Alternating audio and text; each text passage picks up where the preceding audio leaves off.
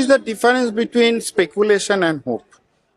দেখো কোনো ইনভেস্টমেন্ট করবার আগে we do have a hunch or a guts feeling যে এটা কিছু ইনভেস্টমেন্ট করে লাভ আছে।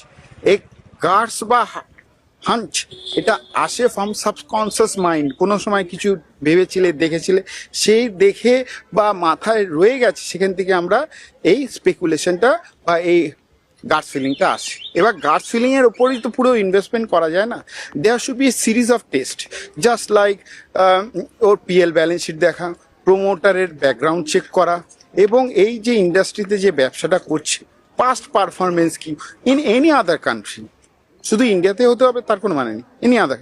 নাও you are making a test to convert the hope into speculation, perfect speculation. Otherwise যদি তুই টেস্টই না করো এইগুলো, তার মানে it will be only an hope which you have come across through social media.